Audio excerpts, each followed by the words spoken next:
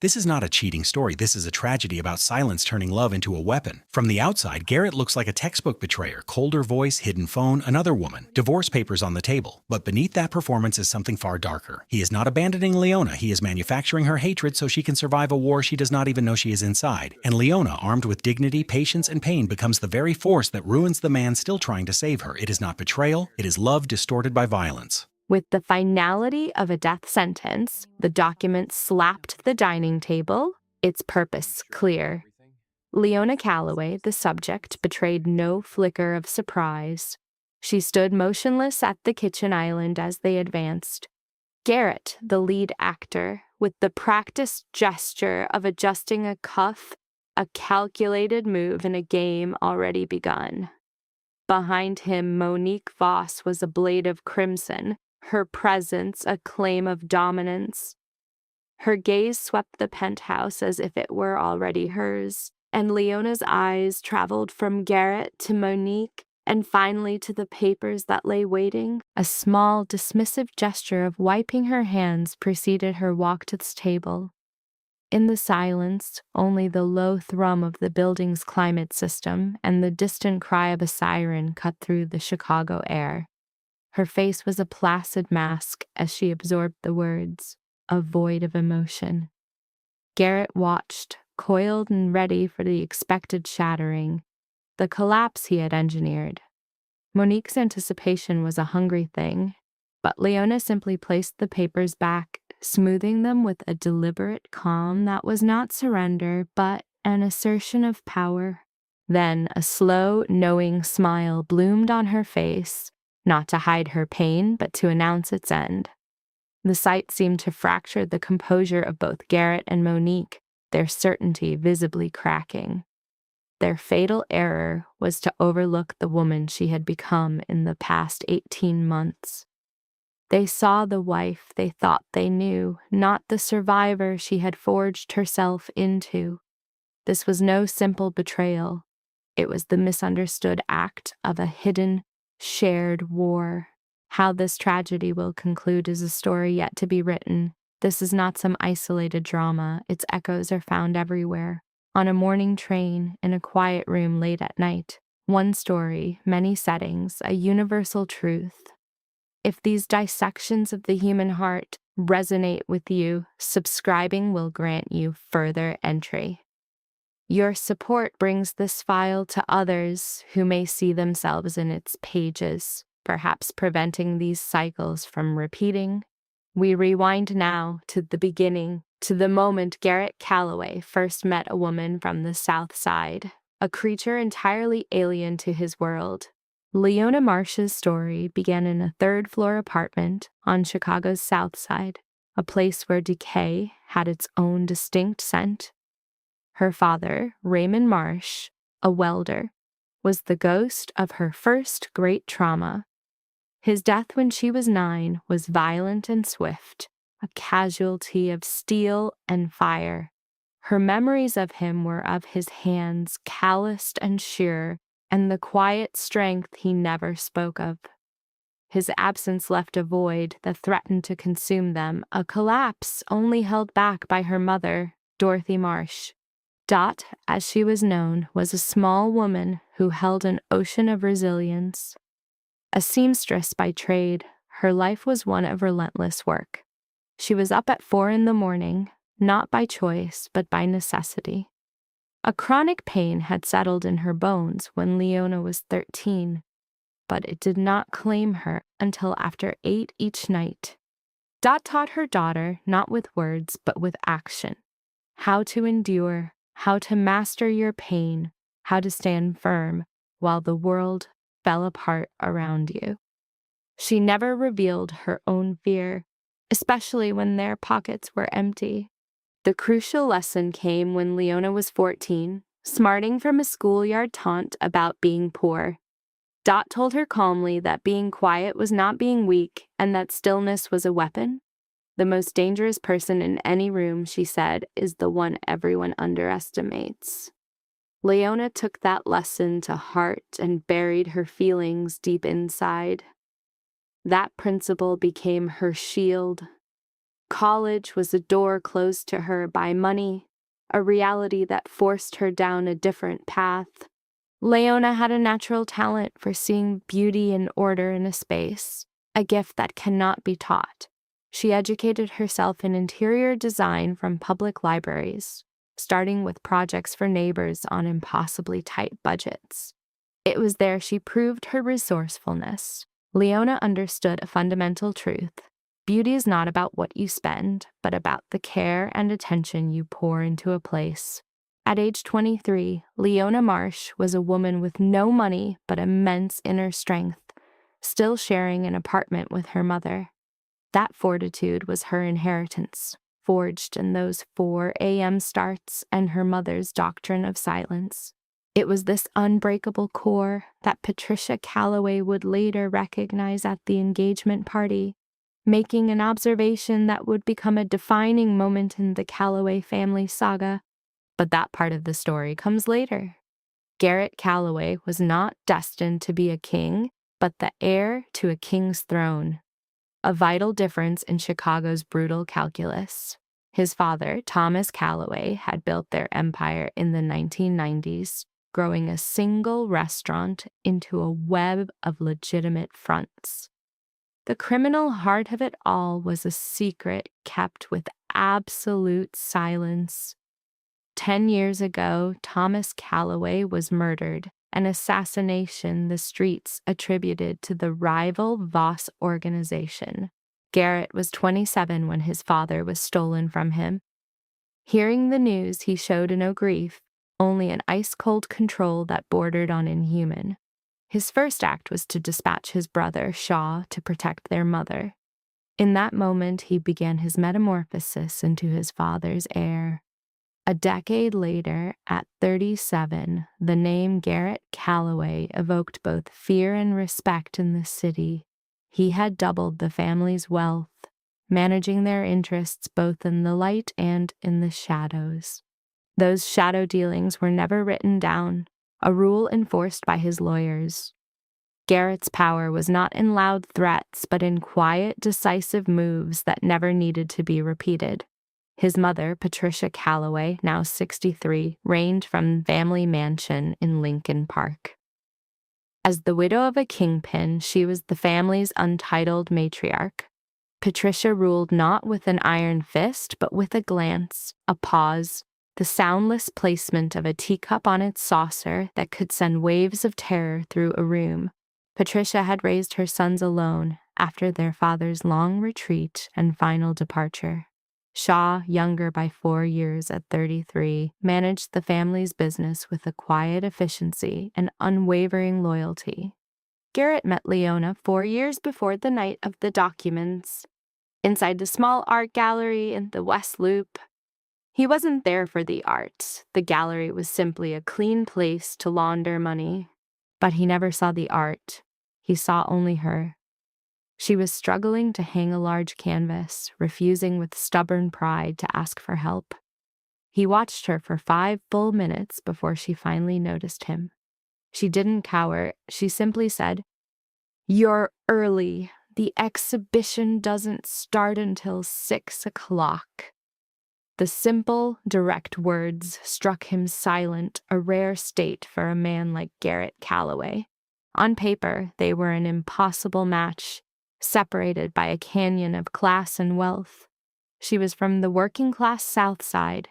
He was the heir to a criminal dynasty, but Garrett saw in Leona something his world lacked, an authentic strength, a confidence that wasn't built on fear. 8 months later, they were engaged. At their party, his mother, Patricia, cornered Leona, her eyes appraising the younger woman's spirit before issuing a stark warning. "Don't you dare break it." Garrett dismissed his mother's words as high drama, but Shaw's expression told him he understood something deeper. Garrett would later look back on that warning as a chillingly accurate prophecy. Their 4-year marriage became Leona's gilded cage, a penthouse overlooking Chicago, a home she designed herself, but from which there was no escape. Leona had transformed the cold architecture into a sanctuary that compelled a hushed, near-sacred awe from all who entered. Her choices were driven by the desire to craft a home, not a sterile exhibition of wealth. Her husband's powerful associates would invariably fall silent upon crossing the threshold. This unspoken reverence was Leona's sole validation, the quiet confirmation of her mastery over this one small kingdom. For the 4 years of their marriage, aesthetic dominion was the only power Leona truly held. Every other freedom had been quietly, methodically stripped away. It started in the first year when she left her job, a move he framed as being for her own safety, and she conceded. By the second year, security guards shadowed her every move, turning simple outings into carefully orchestrated processions. Without a single command being spoken, her world shrank. Her circle of friends withered as people shied away from the danger that clung to her husband. Only one, Nell Tucker, remained, and even their meetings felt supervised. Leona's own mother, Dot Marsh, was discouraged from visiting in a polite message from Perry Hayes, her husband's man, citing vague security risks. Marsh was told she should call instead. Leona understood the unspoken message. The walls of her cage were now complete. Yet the deepest source of her anguish was not the isolation, but the profound emptiness within. An attempt to conceive in their first year had ended in failure. A round of IVF at a sterile Streeterville clinic yielded nothing more. The sterile news of its failure triggered a 3-day retreat into her own body, a surrender to a grief that effort could not conquer. A second IVF cycle, 6 months later, sparked a hope that lasted only 7 weeks before it was extinguished. As she lost the pregnancy, her mind fractured, focusing on the cold gleam of a countertop she had chosen. A third failure, 9 months before the event, left her feeling the home she'd perfected was the loneliest place on earth. Her husband met these heartbreaks with a chilling emotional retreat. He offered no words of comfort, only a growing absence from their home, carving a silent chasm between them. The apartment remained flawlessly beautiful, but to Leona, her creation had begun to feel like it was slowly stealing her breath. The shift in their life together was not a sudden break, but a quiet poisoning. The betrayal announced itself in the smallest of gestures, like the way he now placed his phone face down, a shield against her gaze. Leona recorded the observation silently, another cold fact for her growing collection. This small act was followed by others, the pressure building invisibly. The hours of his return began to slip later and later into the night. 10 o'clock stretched to 10:30, then bled into 11, his excuses dwindling as his absences mounted. He began to take phone calls alone on the balcony, returning without a word of explanation. She also registered a new scent on his skin, a sharper, more deliberate fragrance, the kind a man chooses when he wishes to be seen anew. Leona first caught this alien scent on a Friday evening. Her query about it was an investigation, not an endearment. The smell was a foreign object in their marriage. He had also stopped asking about her life, her work. The loss of that simple connection wounded her more deeply than any open cruelty could. That void signaled something had been lost forever. The quiet ritual of their evenings together dissolved, replaced by a silence heavy with disconnection. The warmth was gone from their home. After dinner, Garrett would vanish into his study, leave the apartment entirely, or sit on the sofa, cloaked in a distance more solid than any wall. His presence became an absence, a hollowness more profound than if he were miles away. The first piece of evidence was not a confession or a careless text. She found it, folded with precision, inside the pocket of a charcoal vest she readied for the cleaners on a Monday. It was a receipt from the Peninsula Chicago for a 2-night stay with room service for 2 from the very weekend Garrett was supposedly on business in Miami. Standing in their dressing room, Leona read the receipt twice, a slow, methodical check not born of confusion, but of a need to dismiss any fault in her own mind.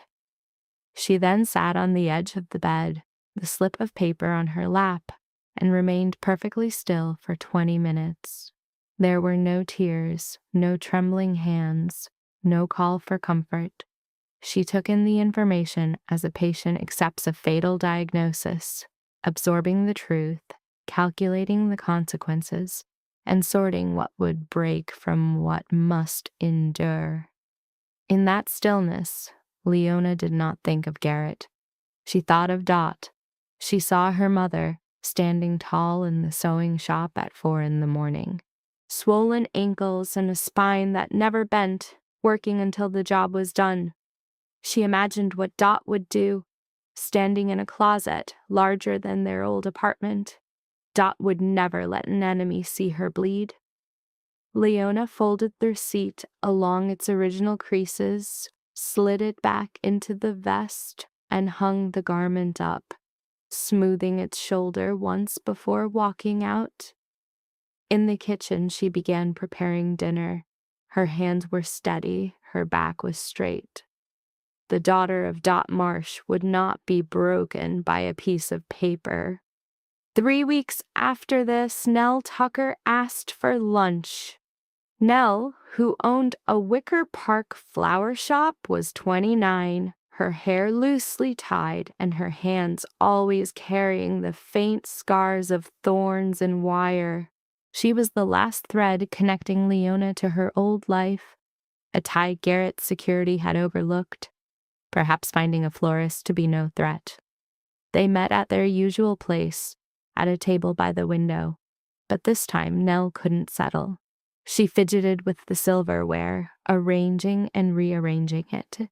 For the first 10 minutes, she spoke of the weather, of a wedding she was working on, of the rising price of peonies. Leona listened, recognizing these words as the static before the real message. Leona had heard enough difficult silences to know when someone was delaying the inevitable. Finally, Nell stilled her hands, lacing her fingers together on the table. Without looking up, she said quietly that she'd seen Garrett. He was with a woman at the bar in the Peninsula the week before. The way they were together, she added, needed no explanation. After speaking, Nell fell silent. When she finally lifted her eyes, Leona saw they were filled with shame, not for a crime, but the awful, vicarious shame of the messenger. This was a truth no one wants to speak and no one wants to hear. Nell had clearly rehearsed this, finding no way to soften the blow. Leona watched her. She did not blink. She did not gasp. She reached across the table and touched Nell's hand, a brief, firm gesture of acknowledgement, not of drama. "Thank you for telling me," Leona said, her voice even. "And if you see it again, please let me know." Nell was silent for 3 seconds. She had prepared for tears, for hysterics, for some shattering of composure, the collapse expected of a woman hearing such news.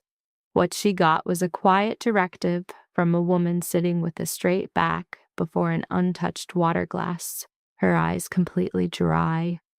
Nell's mouth opened slightly, then closed as she nodded.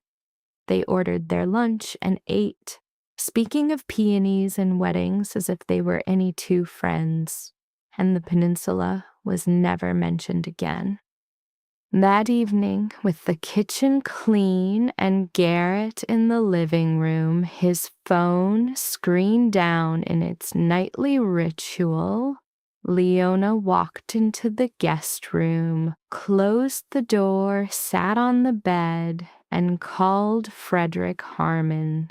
Fritz Harmon, her attorney for the past 3 years, was a man of 50, whose greatest skill was not his knowledge of the law, but his fundamental grasp that for his clients, discretion was not a courtesy, but a requirement. Leona's call with Fritz lasted 40 minutes. Her voice never wavered. She asked clear questions, taking notes in a small leather notebook from her bedside, a book Garrett had never once looked inside, his interest in her inner world having faded long ago. After she hung up, Leona sat for another 5 minutes, not to calm her emotions, but to finalize her strategy. Her choice solidified when she stood, passed through the doorway, and moved by Garrett's frozen shape without a sideways look. The act was silent, without theatricality. It was merely a person rising to begin something new. Fritz Harmon maintained a modest practice from the 6th story of a LaSalle Street high-rise. There was no prominent sign, no attendant, no opulent waiting room. Just a dark wooden door with his name in a tiny etched script. At 50, with trimmed silver hair and invariably dressed in a white shirt, cuffs fastened, he would allow 10 full seconds of silence to pass after someone spoke before he gave a response. This habit was not from slow thought, but from a careful weighing of the need for every word he chose to speak. In the 3 years he managed Leona's design firm's affairs, not one document was ever breached, not one number was ever wrong, and not one message went astray. Leona hired him for his absolute discretion, not for his name. In the week that followed the late evening phone call, Leona made 2 visits to Fritz's office. She scheduled both for the afternoon when Garrett was out of town, and she arrived by an unremarkable taxi. Each appointment was kept to under 1 hour. She carried a small leather-bound notebook containing a list of questions in a precise, condensed handwriting. Each inquiry was aimed at a distinct point within the financial architecture she shared with Garrett. Fritz listened, nodded, gave her answers, and never once asked why. His years of experience taught him that when a wife arrives with a list concerning joint finances and her eyes are perfectly dry, the motive requires no words. Leona's plan was straightforward, but required an immense reserve of patience. Fritz had already confirmed her interior design company, founded before her marriage under her maiden name, Leona Marsh, was legally firewalled from their marital estate. She did not touch it, but the shared accounts, the blended investment funds, and the 2 properties titled to both of them, these she started to systematically dismantle. The operation was gradual, lawful, and conducted transaction by transaction, with every withdrawal staying below the amount that would notify Garrett or his accountant. Fritz monitored every detail. Each transfer was recorded. Every exchange was given a defensible written purpose. Nothing was illegal, hasty, or left a digital footprint a casual glance would find.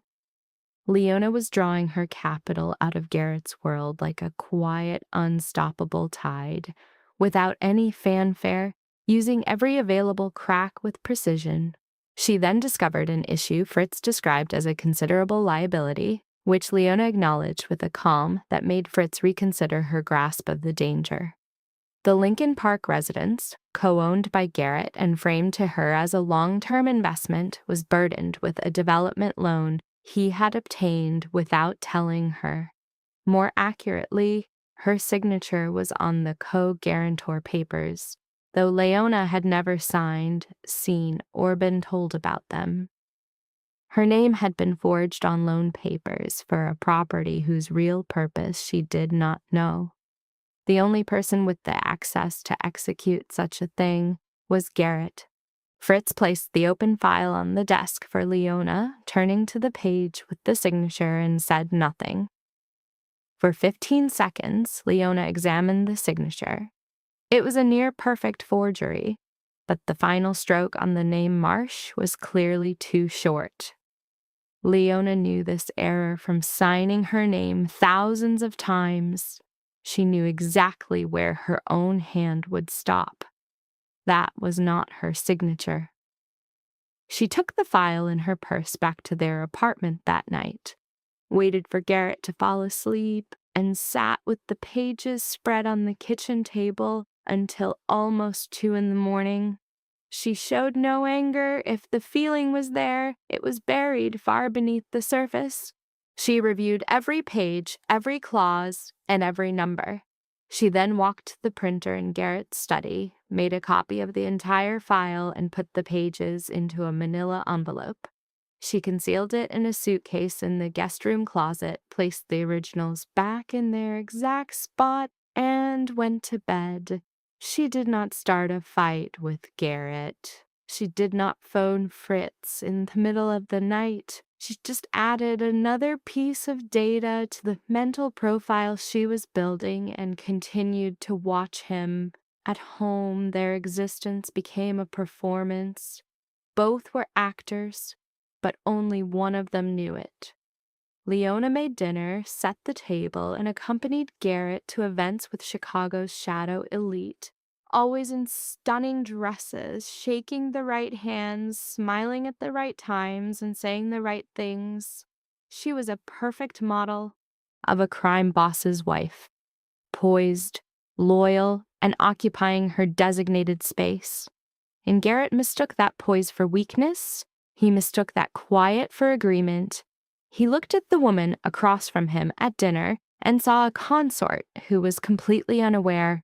He had forgotten her history. He ignored what quiet people do when given enough time and motivation. They prepare. Monique Voss did not stumble into Garrett Calloway's orbit. She engineered her presence with the patience of someone aware that things of great value are never put on display. They are stalked. She was 30, the sole inheritor of Conrad Voss, the leader of the Voss family and a bitter rival of the Calloways since Thomas Calloway died in a parking garage a decade before. Monique was brought up on New York's Upper East Side, in a home that looked over Central Park and cost more per month than a typical family made in a year. At 14, she was sent away to a top-tier English boarding school. Her father did this not for the quality of her education, but for the value of the physical distance between his daughter and how he paid for it. She came back to America with a business degree, a voice that was a mix of New York and a touch of Europe, and an instinctual, sharp understanding of power. She learned it by watching her father at tables where massive deals were made on napkins and where men could disappear after one wrong word. Monique crossed paths with Garrett at a charity ball in central Chicago. It was the annual event where the city's elite and its underworld met in the same great hall, under the same lights, holding the same untouched wine, all of them busy measuring each other up. Garrett was the keynote speaker, standing at the lectern in a black suit, his deep, steady voice making the entire audience lean forward. It wasn't that he spoke softly, but that his words carried a weight that created a fear of missing even one. Monique was in the third row.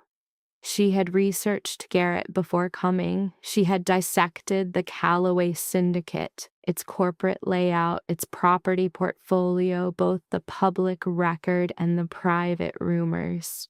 She had looked into Leona, their marriage, their lack of children.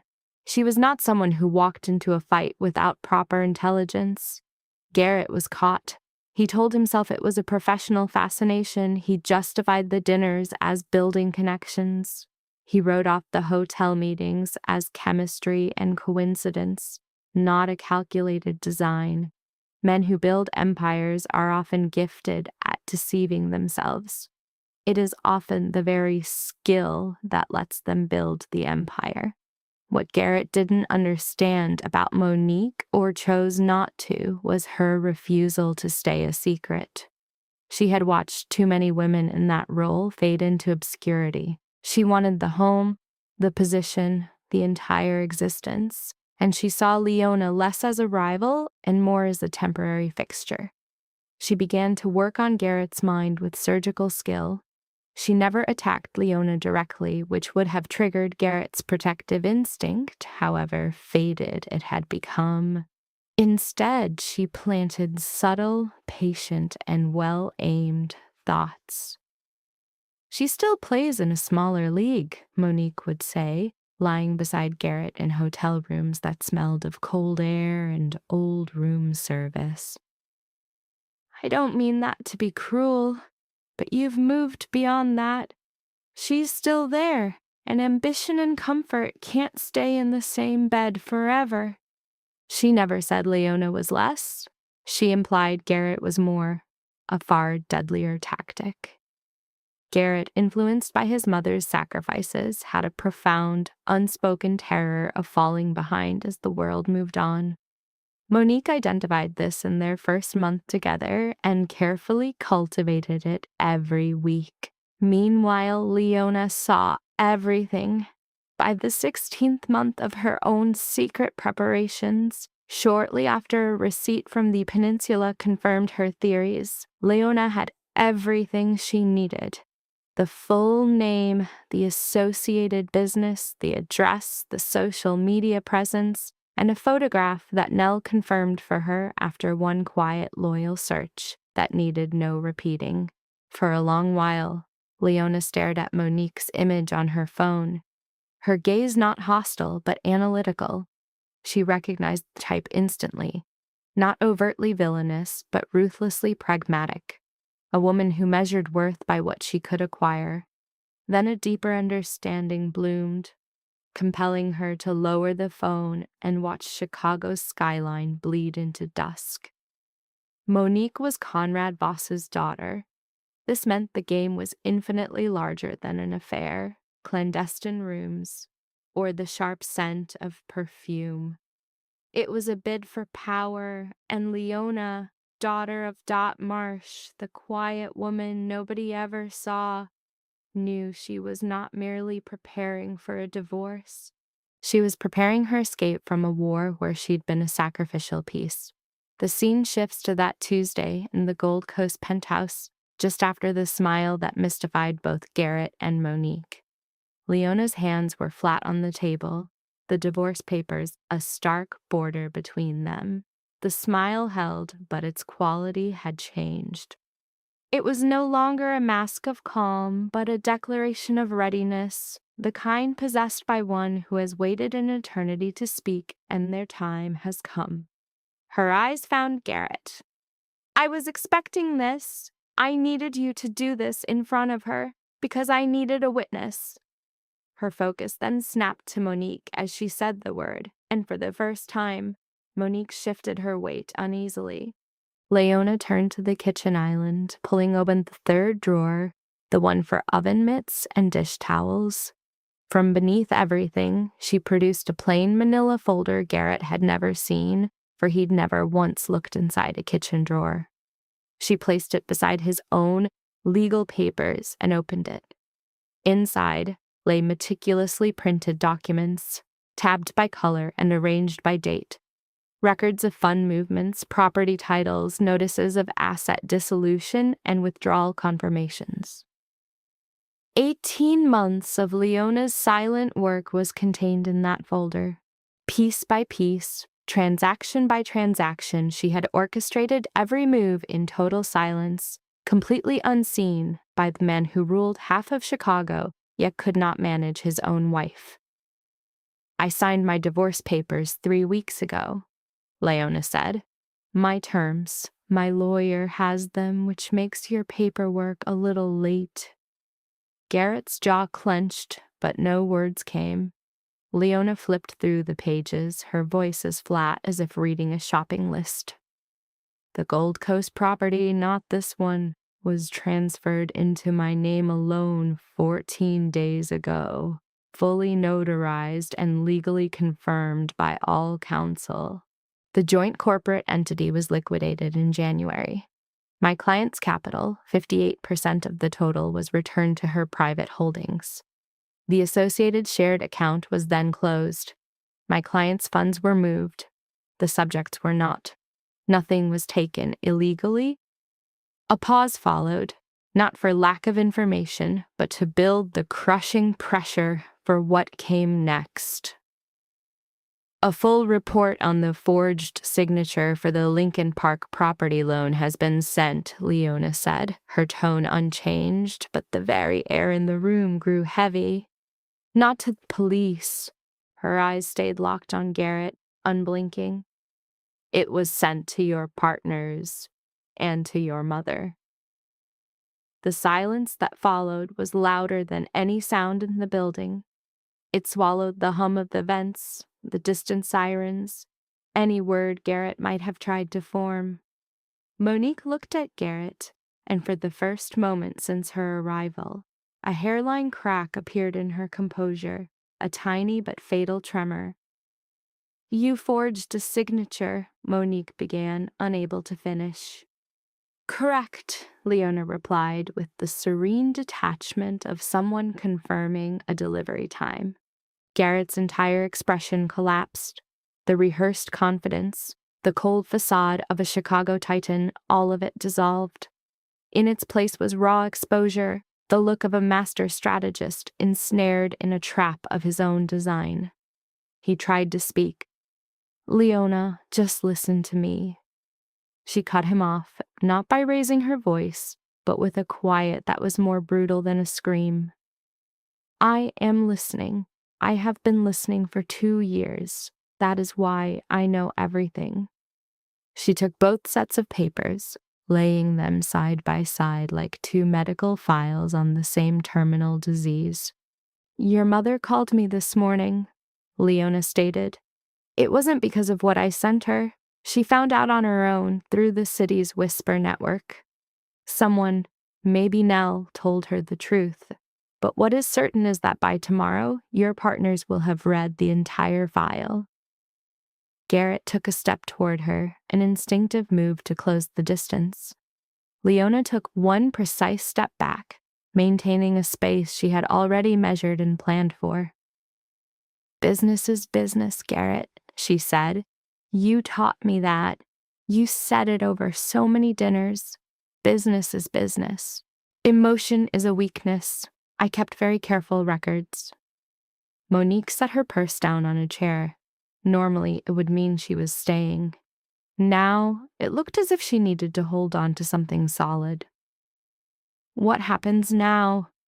Monique asked, her voice low. Leona regarded her, not with anger or contempt, but with the profound weariness of someone who can no longer suffer fools. Now, she learns what her purchase really cost, Leona replied. She picked up her keys and her handbag, a bag she had packed that morning for this exact scenario. She had timed it perfectly, knowing Garrett would wait until the day after her mother left. He thought he was being clever. He didn't know she had won the war 18 months ago. She smoothed her blouse. I'll be staying at my mother's place, she announced to the empty space between them. The key is where it always is. I have everything I need. She walked to the door and opened it. The impersonal afternoon light spilled in. Leona stepped over the threshold, a clean exit. Behind her, Garrett Calloway stood frozen in his living room, clutching legal papers that were already obsolete, surrounded by the beautiful, hollow shell of a life he thought he owned. 3 days after Leona vanished from the penthouse, Shaw Calloway drove from Wicker Park toward his mother's home in Lincoln Park.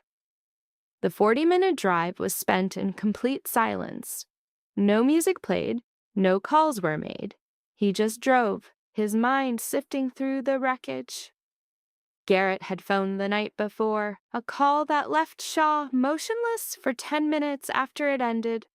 Garrett had spun a predictable tale of a guilty man, starting by shifting the blame. Leona had grown cold. Leona was distant. Leona couldn't keep up with his world. He spoke of Monique as if she were a force of nature. It just happened, Shaw. It was inevitable. Shaw let him talk, absorbing the information without challenge. He was a quiet observer, watching his brother construct his own cage of lies. When Garrett finished, Shaw asked one sharp, clinical question. Does Mom know about the signature? A beat of silence. She knows part of it, Garrett conceded. Shaw said, I'll see her tomorrow, then ended the call. When he arrived, Patricia Calloway was sitting in the living room of the Lincoln Park mansion.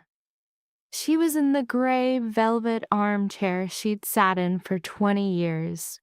Her back was straight, her hands rested on a Bible, but she was staring past the words, into the distance.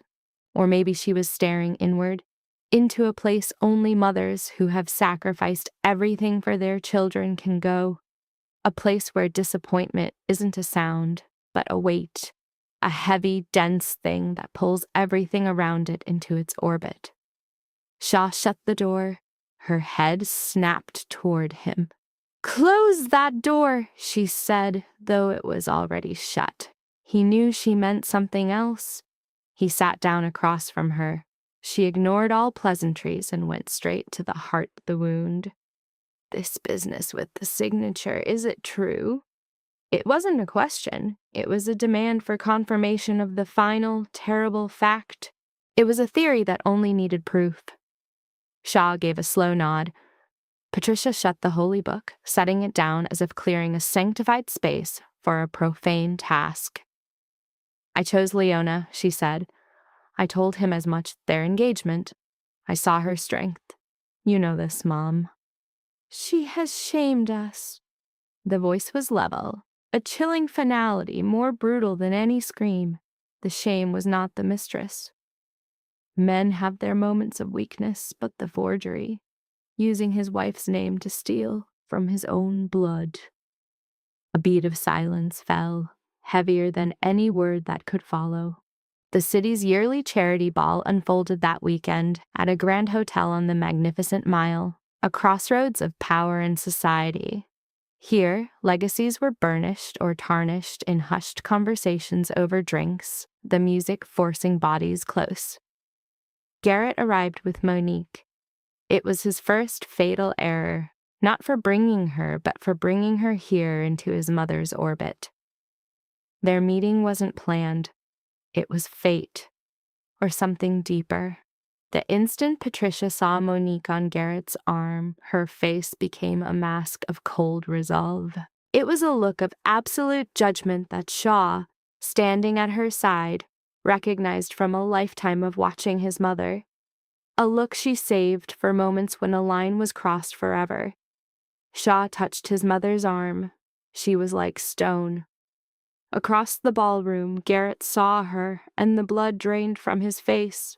He walked toward her on pure instinct, pulling Monique with him, a guilty son drawn to his judge. "Mom, don't," he whispered, a small, useless plea. The circle of chatter around them died, a vacuum of silence before the coming storm. "You brought her here."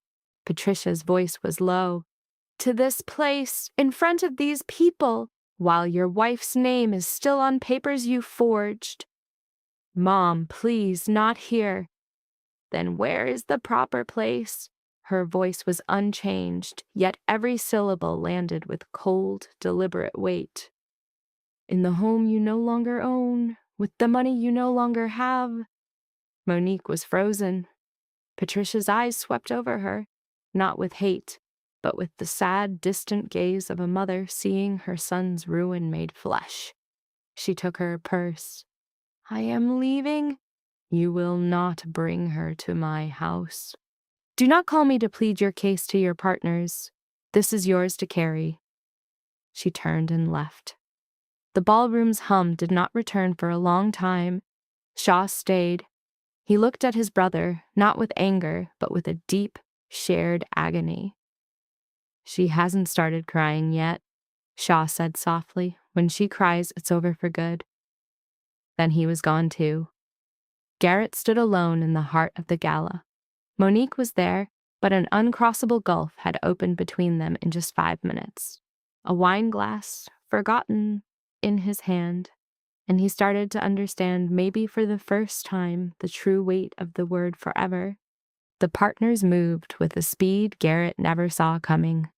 In less than 1 week after getting Leona's file, 3 allied families took over the Lincoln Park project. These were men who operated on risk, not feeling. A forged signature on loan documents wasn't a love affair.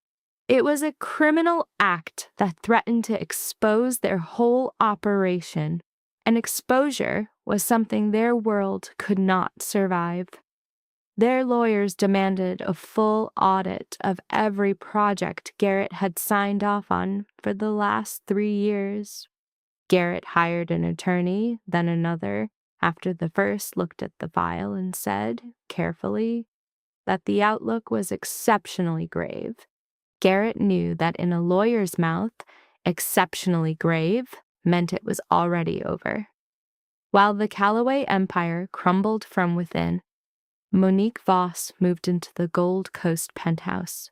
She arrived 3 days after Leona left, with 2 bags and the air of a victor after a long war. She put her clothes in Leona's empty closet, used the dressing room Leona designed, and sat on the couch Leona had chosen. For a few hours it felt like winning. The feeling vanished. The Garrett she knew, the powerful man on the stage, the ambitious lover from hotel rooms, that man was not here. This man took his calls behind the locked bathroom door, his voice a muffled whisper she couldn't decipher even with her ear to the wood. This man ate without a word, the only sound the clink of his fork against the plate. His eyes didn't see her. They looked straight through her, to some place she could not follow. This man flinched when his phone rang with an unknown number, not the reaction of a busy man, but of a man expecting bad news. And bad news always comes from a number you don't know. Monique thought she was claiming a prize. She realized she had walked into a collapse.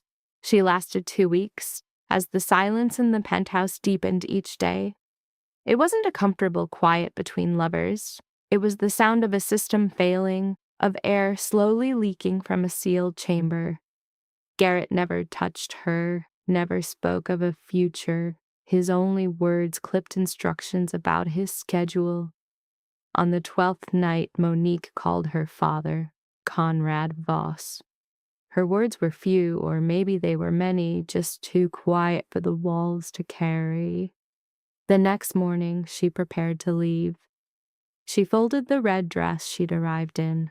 She placed the dress in her suitcase, a final statement or a final cruelty. On her way out, she stopped, tore a page from a notepad of Leona's, and wrote in a fast, neat hand, "I'm sorry, I miscalculated." That night, Garrett came home and read the note 3 times. He called Shaw, who picked up on the 5th ring. "She's gone," Garrett said. "I know," said Shaw. "The partners," Garrett began. "I know, Garrett." A silence. "How's Mom?" "She's stable," Shaw replied. "She is functioning. She cried once the night after the gala, alone in her room. I listened from the hallway. She never knew I was there." Shaw stopped speaking. The pause was heavier than anything he had said or would ever say. "I have never heard that sound from her before. Not even when Dad died did she grieve like that." The silence that followed was the longest of the call. When Garrett finally spoke, his voice was shattered. The self-assured, decisive kingpin was gone. All that was left was the sound of a man standing in the ruins of his own life. "I need help," Garrett said. "I know," Shaw answered. "But this can't be fixed. No one can fix this for you. You have to carry this alone." Shaw's words were not cruel, just true. It was how a younger brother speaks to an older one when the only kindness left is a hard truth. Because there was no malice, it hit harder than any blame. The Pilsen apartment was on the second floor of a brick building on 18th Street, a drive of under 15 minutes from Penthouse, but a world away. Leona had gotten it almost 2 years ago, in secret, with money from an account Fritz Harmon helped her set up. For 18 months, she had been moving her life there, one case at a time, when Garrett was away, or just not paying attention. He never paid attention. He had stopped seeing the small things in her life years ago. The apartment was compact, a single bedroom, a kitchen opening into the living space, windows that looked out onto an alley. The furniture was plain, not from a lack of money, but a conscious choice by someone tired of beautiful things who now just needed things that worked. A gray couch, a small wooden table, white curtains she had sewn with her own hands. Anyone who truly knew Leona would see the curtains not as a way to hide, but as a way to build a fortress. Dot Marsh came 2 weeks after Leona left. She came in from the suburbs by cab and climbed the stairs, saying nothing about her knees, which were giving her more trouble than last year. As the door swung inward, Dot did not rush to Leona. Instead, she crossed the threshold and paced through the living room, her gaze sweeping over the sofa, the table. Her fingers, with the practiced sensitivity of a seamstress, grazed the curtains in a motion of appraisal and respect. She absorbed the apartment's calculated order, its quiet readiness. Finally, she spoke. This readiness began long before the crisis. "You taught me to be ready," Leona answered. Dot claimed the room's only chair, her eyes fixed on her daughter for a long moment, her face devoid of celebration, of a mother's joy at a child's deliverance from harm. What settled on her features was far more complex, a blend of acridness and affection. It was the expression of a mother who had forged her daughter into a weapon, only now reckoning with the true price of that strength, the necessary years of silence, the solitude of a long campaign, and the specific sorrow of a victory that requires the death of a world once held as true. "Are you grieving?" Dot inquired. Leona considered the question with a surgeon's detachment, bypassing any simple or expected reply to find the precise diagnosis of her own state. "Yes," she finally said, "not for what I lost, but for what I once believed it could be." "That is the only thing worth grieving," Dot affirmed. They remained in the encroaching twilight as the maple tree's shadow stretched like an arm across the floorboards.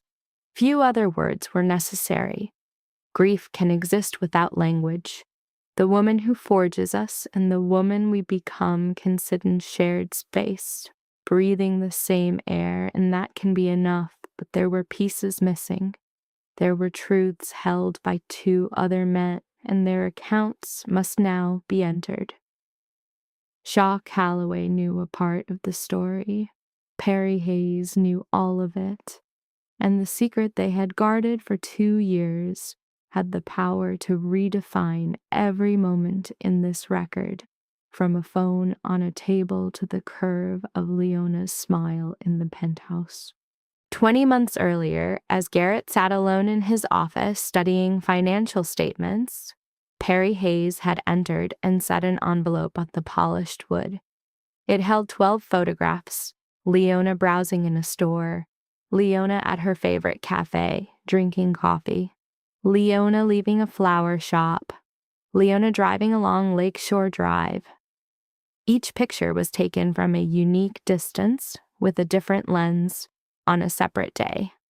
Each was marked with a time and location in the corner with the cold accuracy of a surveillance file. The last photograph was not of Leona. The final image was of Dot Marsh outside her sewing studio, her back straight, holding a roll of fabric, oblivious to the unseen eye watching her. Tucked with the photos was a note, its flawless script containing a single demand that sent Garrett into a paralytic stillness for 5 entire minutes. The message was from Conrad Voss. It was not a theatrical threat, but a sterile ultimatum. The proposal was a merger, a polite term for the total consumption and dissolution of the Callaway network, its territory, and its name. The alternative was a promise that Conrad would replicate the end of Thomas Callaway, but this time upon the one person Garrett valued above all else. Garrett understood this was no empty gesture. Voss had engineered his father's demise. The surveillance images proved Voss had been tracking Leona for weeks, mapping her habits, her movements, and her mother's whereabouts. Garrett did not leave his office until 3 a.m. that night, by which point he had constructed a counter-strategy. The plan demanded the methodical demolition of his deepest emotional bond in order to save it. Garrett would assume the role of the monster. The logic was brutal, but clear. Leona's closeness made her vulnerable.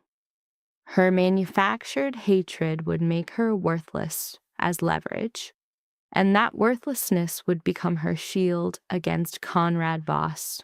Every late return home was a scene in a play.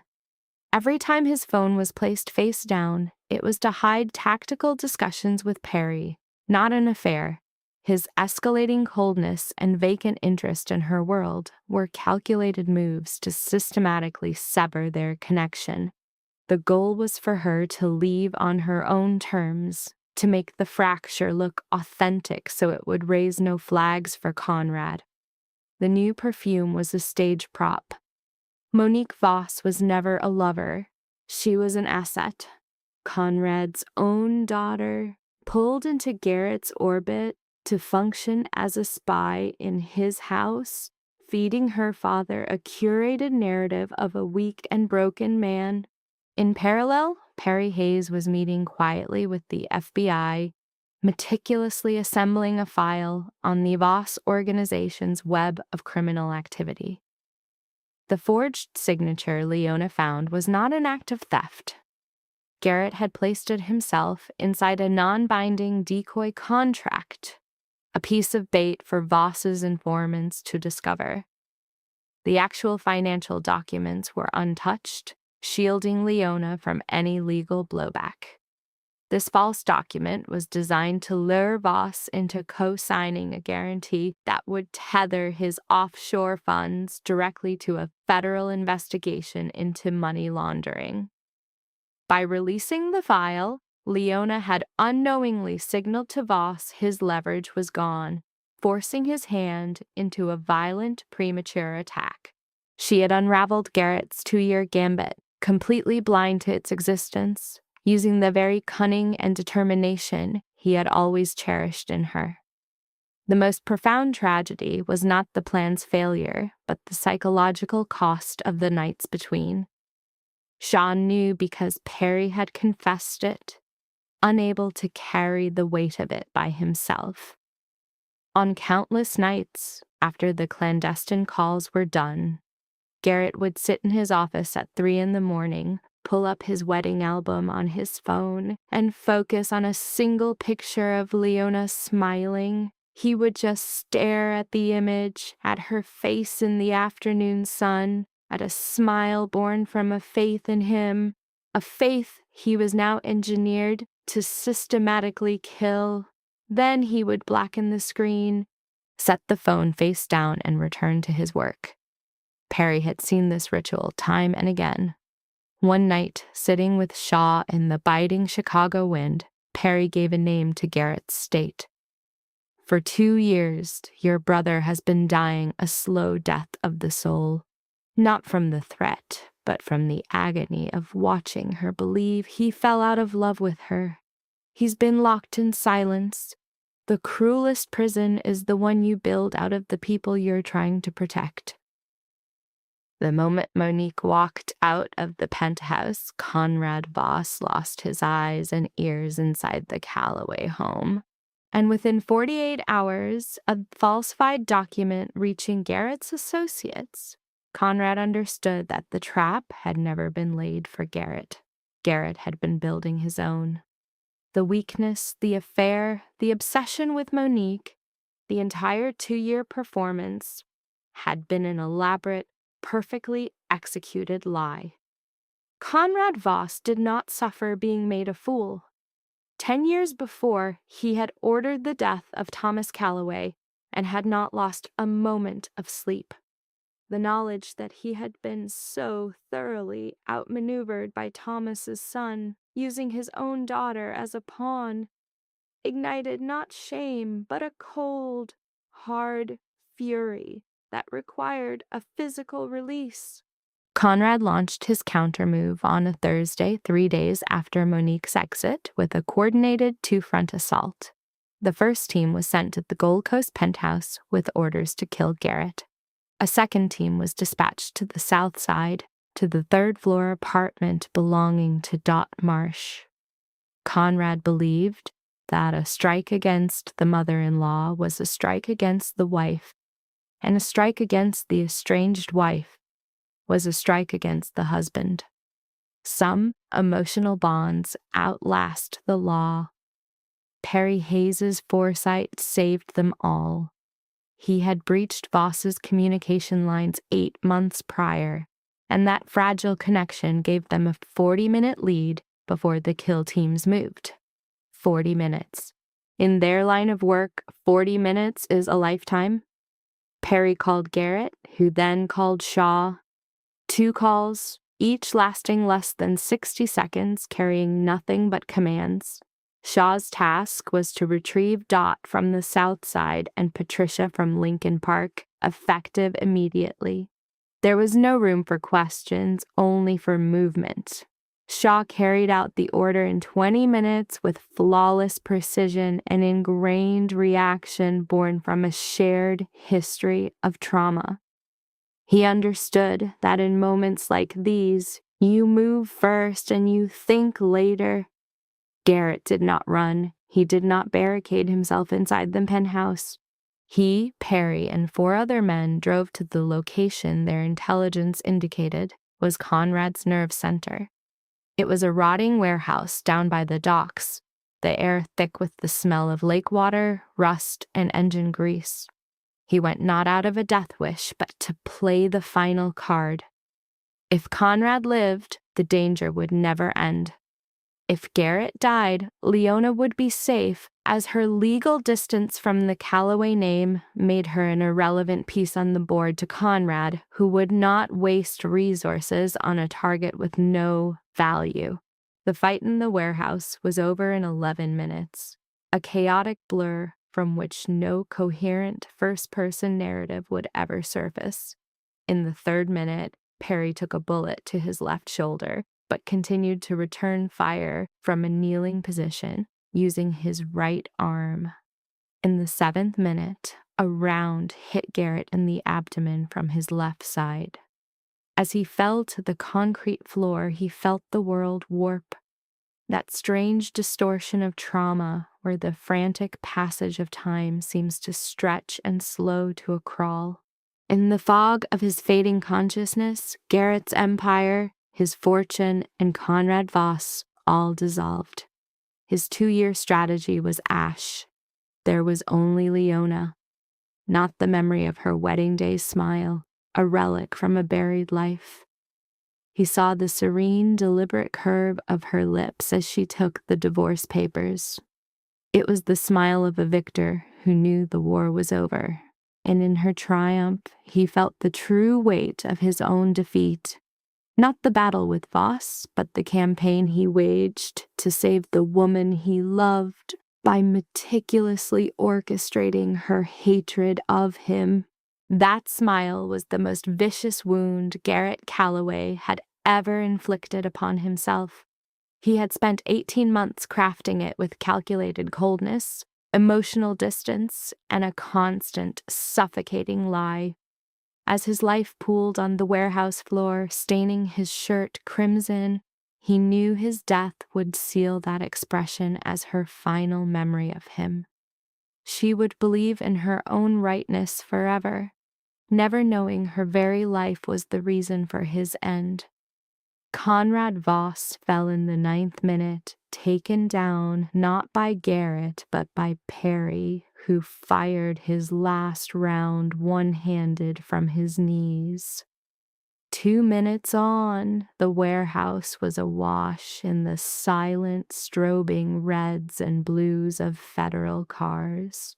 Their arrival was a deviation from the plan, a strategy Leona's intel had already made obsolete. The night's bloodshed had triggered a new sequence of events.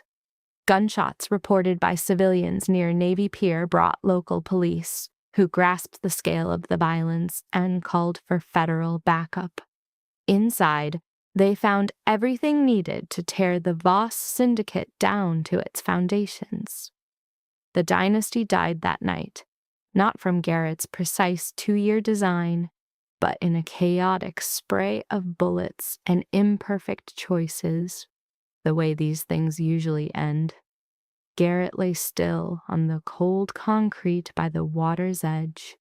The flow of blood from his body was slowing, his system desperately trying to hold on to what remained.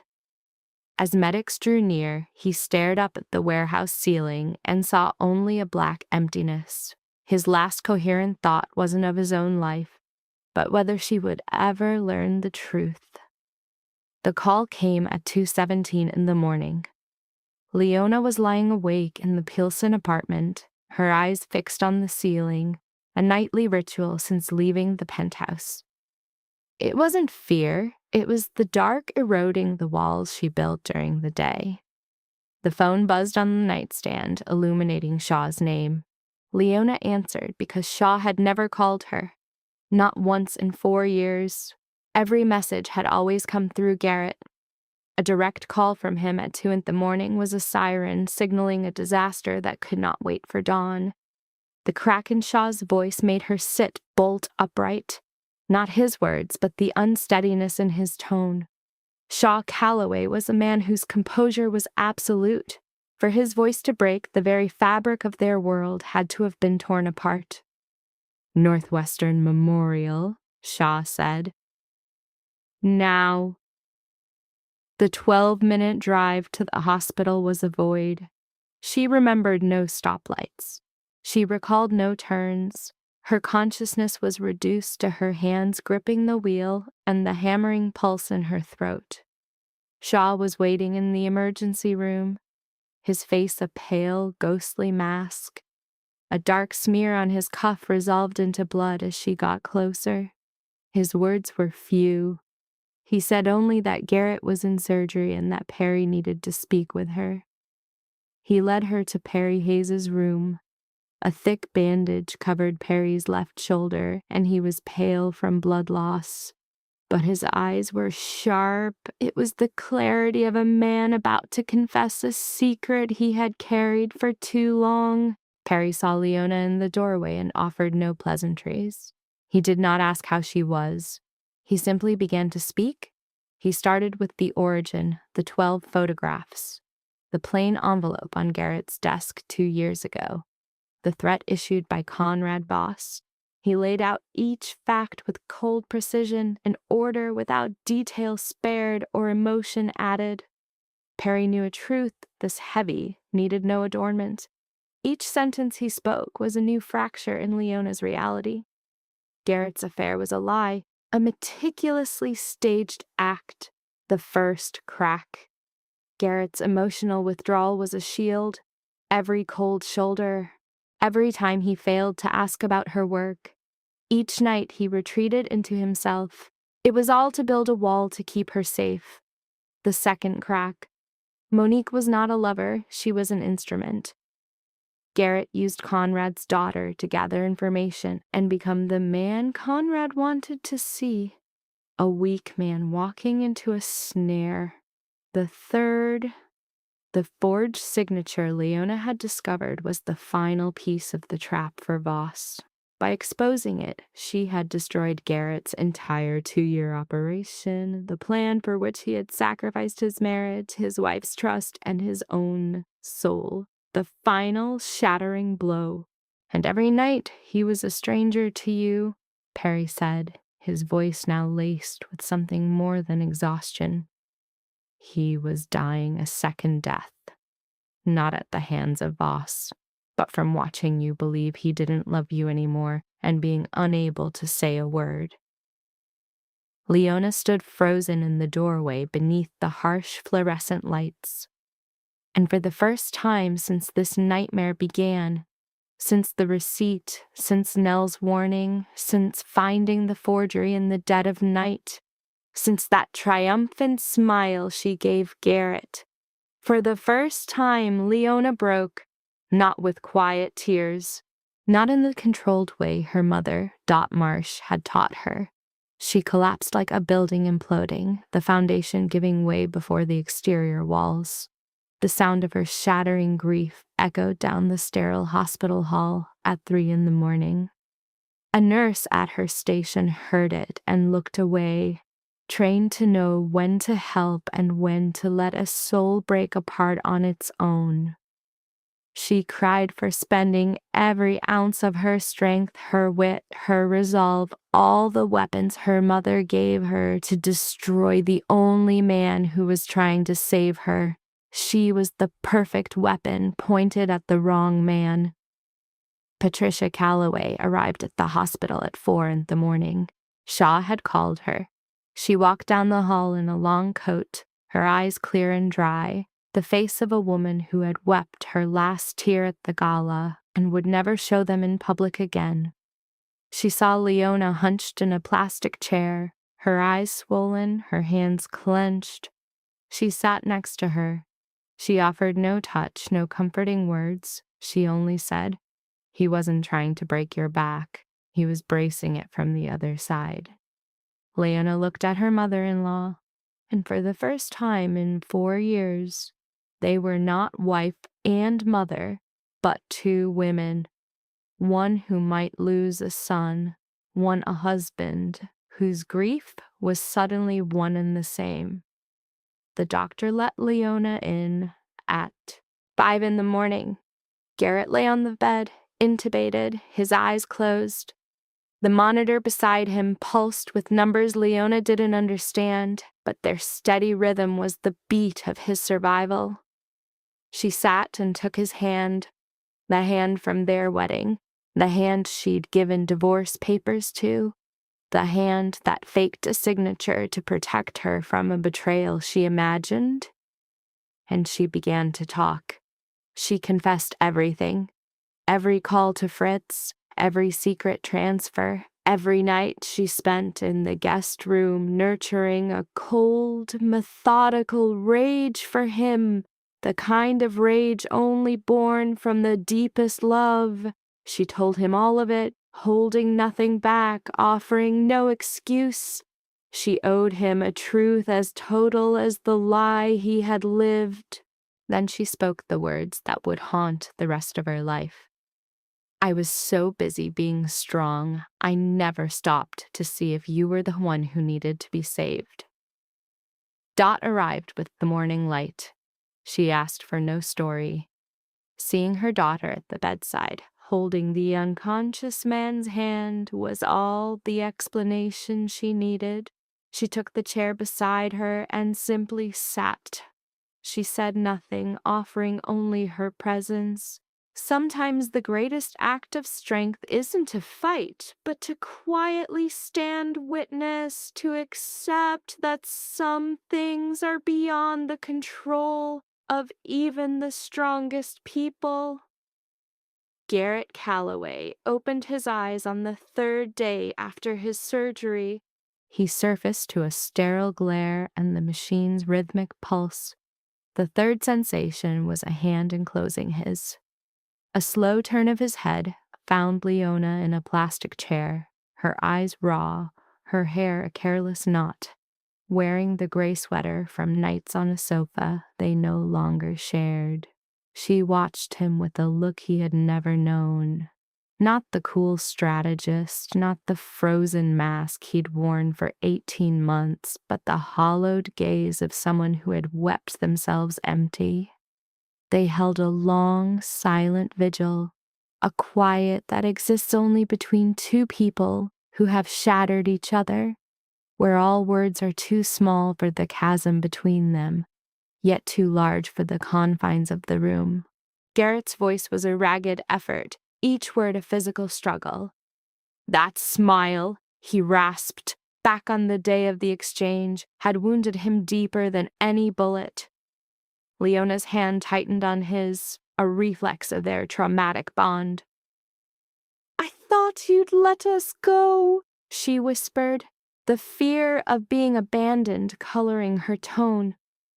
Garrett, weak from blood loss and a 3-day coma, let a different man surface, the one she'd met 4 years ago, the one who seemed breakable. "I let go of everything," he said. "But you?" A masterstroke, turning his survival into a sacrifice for her. The mending was not one moment, but a long, brutal renegotiation, filled with sessions where they finally unleashed every poisoned grievance they had stored away. The 18-month plan, the catastrophic silence, they laid the blame between them, a tangled mess where each claimed their own tragic justification. This is the heart of untangling such a fatal knot. Not forgiving one sin, but navigating the warring, selfish stories that almost led to their mutual ruin. Patricia, the matriarch, appeared in the second week of his recovery. Her posture was steel, her face a storm of maternal fear and cold judgment. She offered no comfort, only strategy. Trust that girl enough to tell her the truth. A woman who lives through your betrayal can surely survive your war, she finished, her assessment of Leona's strength chillingly pragmatic. Garrett's simple nod was a vow stronger than any word he had ever spoken. Unseen by him, another scene unfolded in the hallway. Dot Marsh and Patricia Calloway met for the first time in 4 years. The two mothers, one a South Side seamstress, the other a Lincoln Park syndicate widow, stopped, a silent acknowledgement passing across the gulf that separated their worlds. The tie between them was primal, born from raising sons alone in hostile worlds, and from the shared, recent terror of almost losing them. Dot spoke first, her voice plain. "Our boys are stubborn." A faint, rare smile touched Patricia's lips, a silent agreement. "They get that from us," she replied. They stood together in the sterile corridor, a wordless pact formed between two matriarchs, a fusion of two lives into one quiet, profound understanding. 1 year later, Leona and Garrett were in a Pilsen apartment, a world away from the Gold Coast penthouse, their lives deliberately smaller. Their new window on 18th Street looked out on a maple tree. Its new leaves after the winter were a reflection of them, smaller, simpler, more real. Leona launched her business again, landing 2 new clients, reclaiming her name piece by piece. It was not about money, but about breathing her own air again after being suffocated. This time it was a choice, not the desperate scramble of her 23-year-old self. Garrett walked away from the Calloway empire, handing the keys to Shaw, the man who had secretly run it for 4 years. Shaw began to wash the business clean, a move Garrett, a man born for war, could never make. Perry Hayes, the subordinate, walked with a permanent limp in his left shoulder, a constant physical testament to his loyalty. One afternoon, Leona was hanging curtains she had sewn. Garrett stood below, his hands shoved in his pockets, a passive observer. "It's crooked," he said. The comment was not an observation, but a tiny, sharp probe for control. Leona turned and smiled, Not the calculated armor she wore in the penthouse, but a new, softer shield, a way to disarm his casual cruelties before they could escalate into a war. "Everything beautiful is a little crooked," she answered, reframing the world to make a space for him in it. The laugh that escaped him then was only the second real one she had ever heard. The first had been 4 years before, at the West Loop Gallery.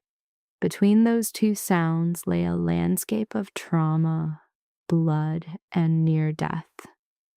On the kitchen table, in the exact spot where divorce papers had once laid like a declaration of war, now sat a different kind of document. Not a weapon, but an ultrasound picture. The positive result, resting beside a fresh cup of coffee, marked a new beginning. Garrett made her that coffee every morning, a small, quiet ritual of care, a language he was learning to speak instead of grand, empty promises. And every morning her drinking. It was a choice to forgive him again, not once, but perpetually. Perhaps this was the only way two souls so broken could ever function. A final, whispered warning. Never mistake the quiet watchfulness of a broken person for surrender. She is always watching. And never mistake the silence of a possessive man for peace. He never stopped. This concludes the record. A final question for you, the watcher. How did the story of Leona and Garrett stir your own understanding of these damaging bonds?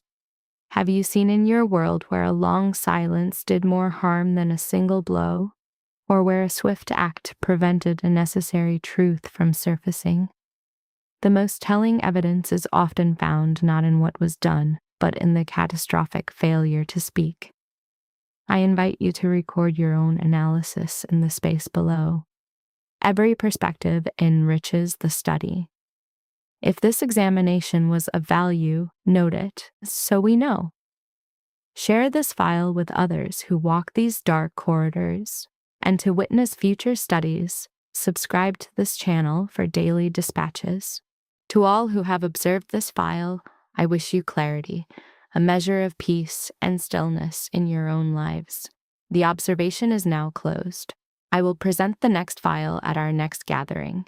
The Violence of Silence, What Leona and Garrett Teach About Love, Power, and Misunderstanding. From a distance, Leona and Garrett appear to be the perfect tragic pair, a self-made woman with discipline in her bones and a powerful man shaped by inheritance, violence, and duty. But their story is not truly about infidelity, nor even about organized crime. At its deepest level, it is about what happens when two people who genuinely love each other are trained by life to survive through silence. Leona is shaped by scarcity. Her mother, Dot, teaches her not with speeches, but with posture, routine, and restraint. The lesson is simple and severe. A quiet woman is not a weak woman. Stillness is strategy. Endurance is dignity. Leona carries that lesson into adulthood, and it becomes the framework through which she understands pain. She does not display suffering. She contains it, studies it, and turns it into structure. Garrett, by contrast, is shaped by a different inheritance. He is the son of empire, the heir to a world where love is inseparable from danger and where leadership means taking damage without letting anyone see the wound. He learns that power is protection. He learns that men carry the burden alone. He learns that truth is negotiable if survival is at stake. In other words, he is raised inside a moral universe where secrecy can feel like love. This is what makes their collapse so compelling. Neither Leona nor Garrett lacks strength, neither lacks devotion. What they lack is a model for vulnerable truth. When Garrett begins to grow distant, the outward signs are familiar. He comes home late, turns his phone face down, changes his cologne, withdraws emotionally, and stops asking about Leona's work. It is easy to interpret these details as evidence of emotional betrayal because in ordinary life that is often exactly what they are. Then the hotel receipt appears, then the friend confirms the sighting of another woman. Then a forged signature emerges on financial documents tied to Leona's name. From her perspective, the case is complete. And yet the power of the story lies in the fact that her interpretation is both understandable and incomplete. Leona's response is fascinating because it reveals how dignity can become both strength and prison. She does not collapse. She does not plead. She does not perform outrage. Instead, she becomes methodical. She consults a lawyer, reorganizes assets, documents everything, and slowly extracts herself from the architecture of the marriage. In one sense, this is admirable. She refuses humiliation. She takes authorship of her own exit. She does not wait for the person hurting her to define the terms of her survival. But in another sense, her strategy reveals something tragic. She has become so skilled at protecting herself from emotional exposure that she no longer leaves room for uncertainty, and without uncertainty, there can be no genuine inquiry. Her strength is real, but it is also isolating. Garrett's silence functions differently, but with equally catastrophic consequences. He is not withdrawing because he no longer loves her. He is performing betrayal to protect her from external danger. He knows a rival family is surveilling her and her mother. He knows she is vulnerable because of her connection to him, so he builds a lie around himself. He chooses to become the villain in her eyes because he believes distance will save her body even if it destroys her trust. This decision reveals the story's most important philosophical tension. Can love remain love when it strips the beloved of informed choice? Garrett believes he is sacrificing himself, and in one sense he is. He accepts being hated. He accepts living without warmth. He accepts emotional exile. But he also commits a quieter violence. He manages Leona's reality without her consent. He decides what she is allowed to know. He transforms her from a partner into someone to be protected through manipulation. His motive may be noble, but the mechanism is paternalistic and controlling. This is where the story becomes a meditation on toxic masculinity in its subtler form. Toxic masculinity is often imagined as dominance, aggression, or arrogance. But here it appears as martyrdom, emotional dictatorship, and the belief that a man must suffer alone for everyone else's sake. Garrett is not cruel because he is heartless. He is cruel because he believes concealment is duty. He does not trust that Leona is strong enough to know the truth and remain standing. Ironically, this is the one thing the story proves she absolutely is. Leona, meanwhile, embodies a parallel tragedy, the cost of being too self-contained. She was raised to never kneel, never beg, never publicly unravel. Those are useful survival tools, but intimacy requires a different courage. It requires the willingness to look foolish for the sake of clarity. It requires asking one more question before turning pain into certainty. Leona does not fail because she is weak. She fails because she is too competent at surviving without help.